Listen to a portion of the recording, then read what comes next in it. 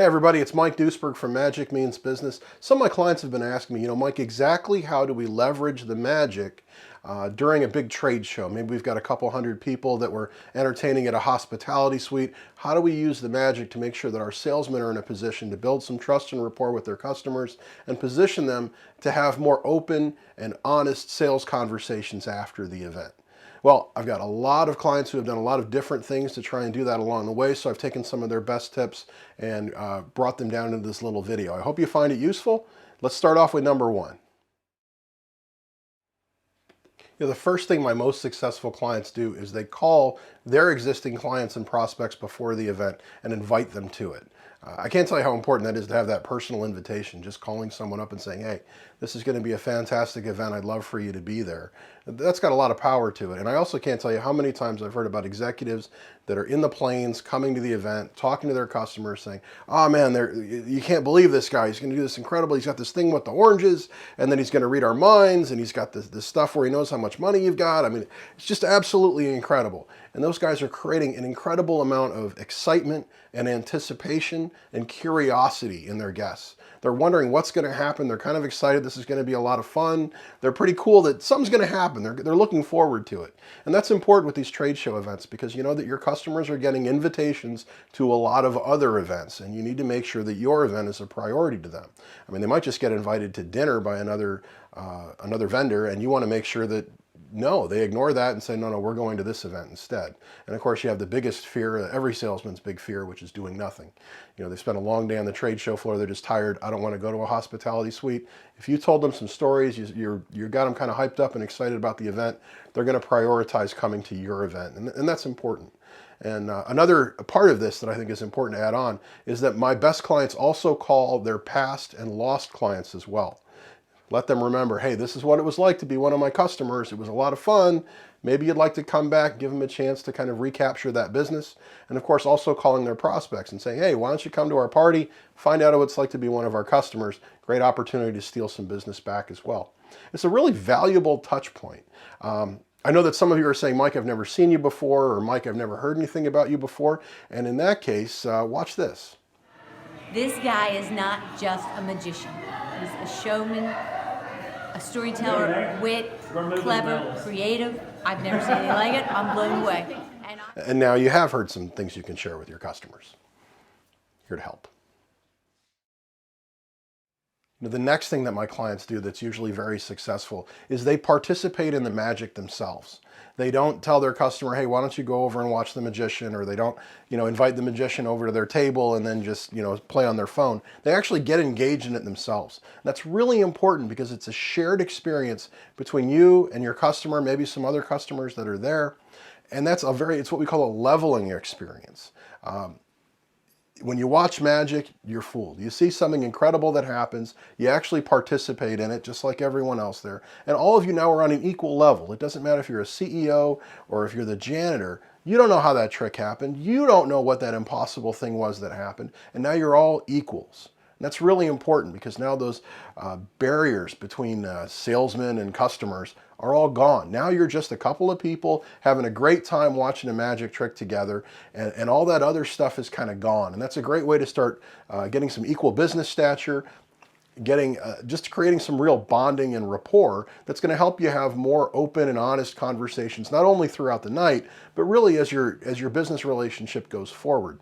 One of the things that our clients find all the time is that the magic becomes a conversation point because they've participated in it with their customer. The next day on the trade show floor, the customer comes walking over and says, geez, that thing last night where we just looked at the cards, like, how did he even know?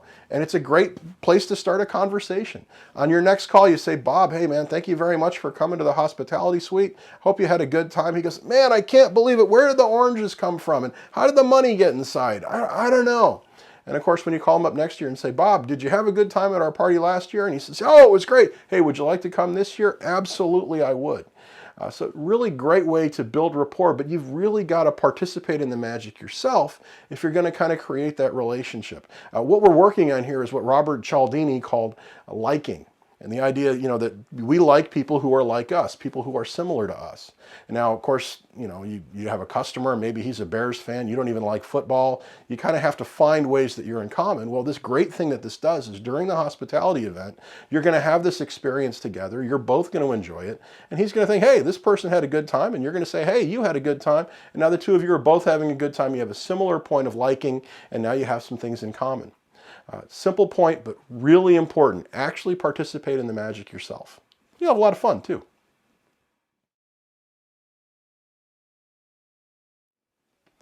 One thing that all of my clients do is they use magic to open conversations.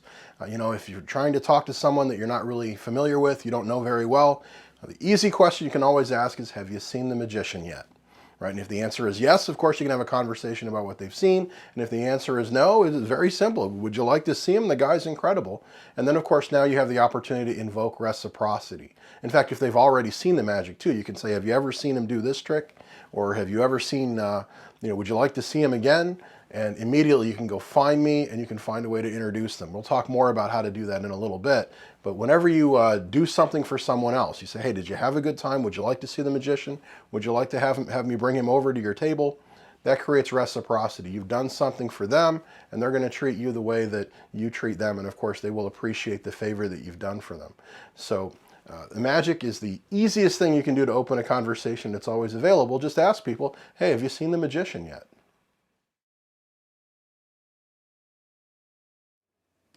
Our best clients do something kind of unique. They actually bring their guests over to the magic. You see, the reality is when there's 200 or 400 people at a great big hospitality during a trade show, there's no way that I could get to everyone by working one table at a time. It's just mathematically impossible. So what our best clients do is when they see that I'm performing at a table nearby, they stand up, they say, hey, come on over, let's go watch him perform.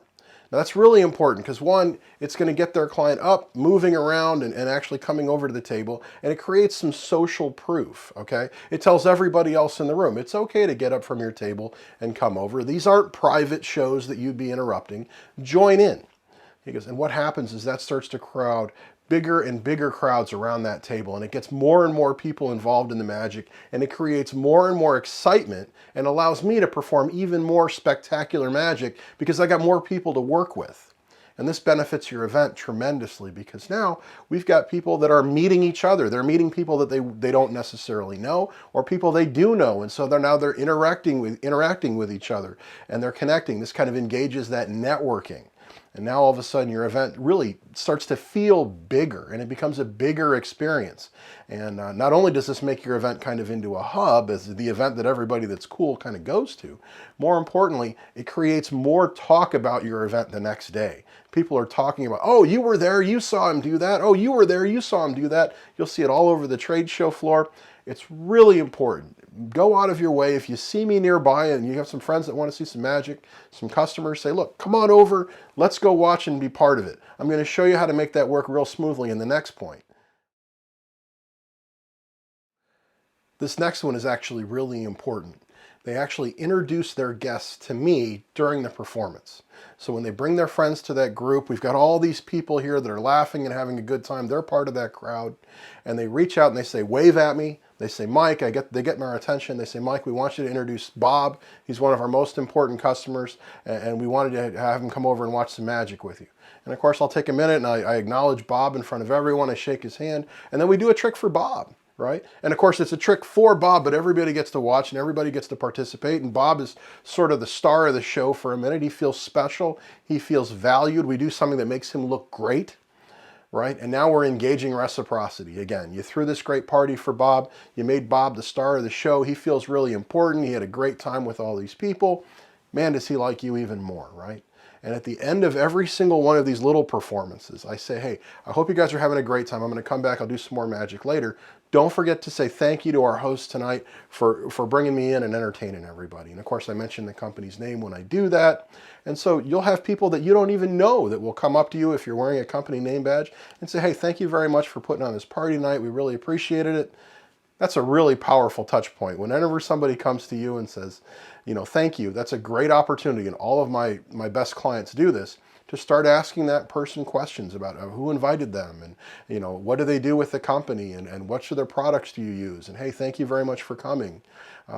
Touch points are so powerful, and that's one of the big lessons from this video series, is finding ways to start conversations during the event in a fun way with your customers. So I know what you're thinking. What if we've got a real big VIP, someone maybe that's a C-level executive, a celebrity CEO, someone that isn't necessarily going to want to walk into that great big crowd of people, or isn't necessarily going to be one in the center of the room when a whole bunch of people crowd around him? How do we handle someone like that and make sure that they have a great experience too? Well, typically we want to coordinate those in advance.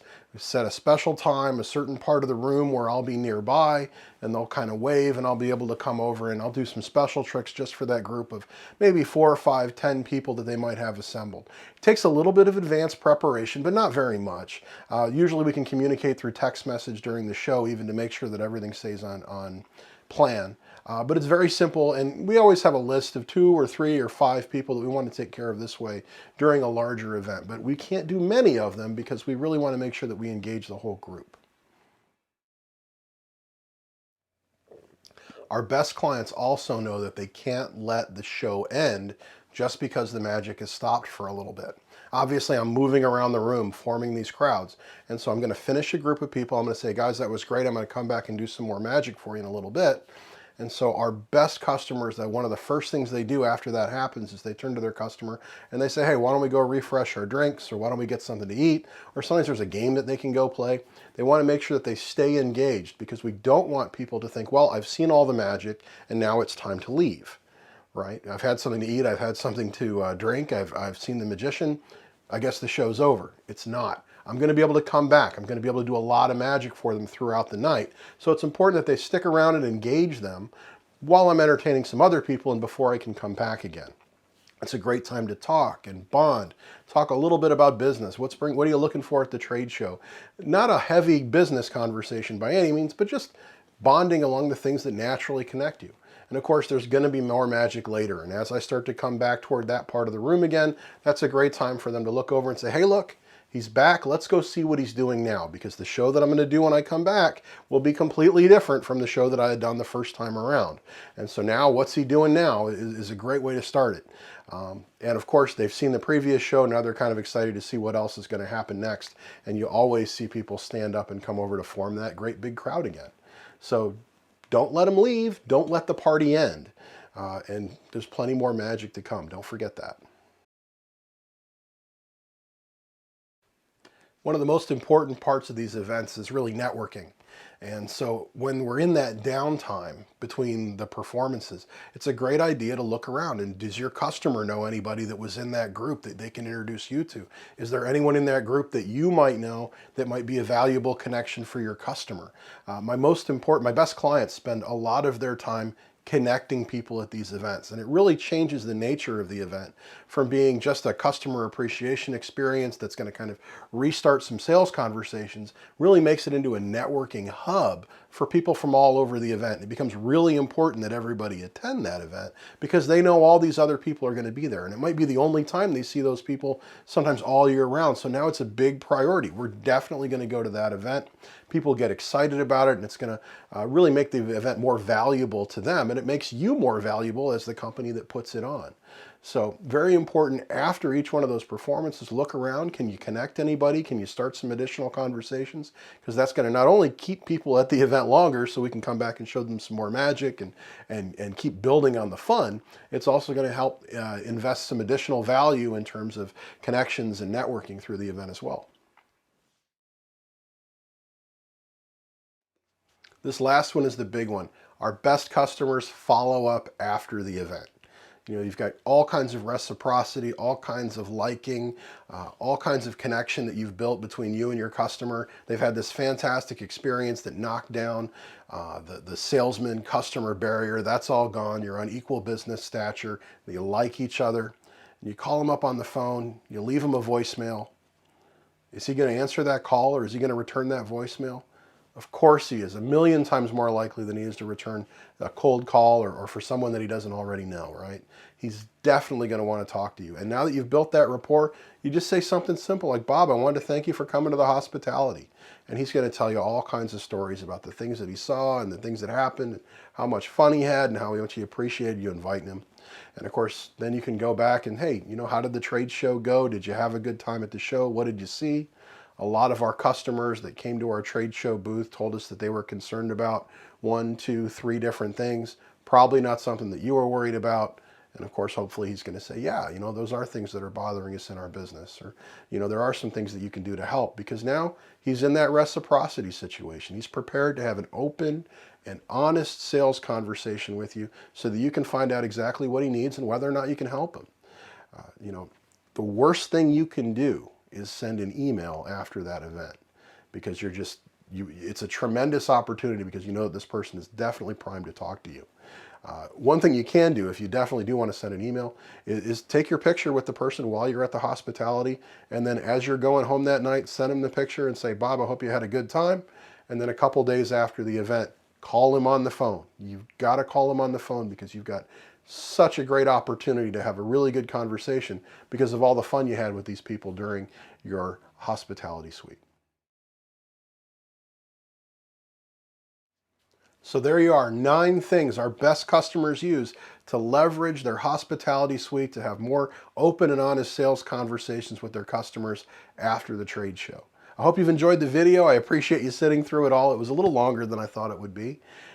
If you have any questions, of course, don't hesitate to give me a call at 561-596-3877 or visit magicmeansbusiness.com. If you're open to a conversation about what you're planning, what you've done in the past, how you measure success, what you hope to accomplish this year, I'll be happy to tell you what other people have done in your particular situation. Good luck at your trade show, and I look forward to seeing you soon. So I don't know if any of this information was necessarily new to you, but if you saw anything here that you thought was unique or different, you wanted to learn more, a couple books you might want to find useful. Secrets of the Rainmakers and How to Be a Rainmaker by Jeffrey Fox. These are fantastic, easy to read short sales books. That's stuff that works. Over Deliver by Brian Kurtz is a fantastic book that's intended for direct mail, but going out and doing things and giving people value and great experiences over and over and over again, eventually they will decide they want to work with you.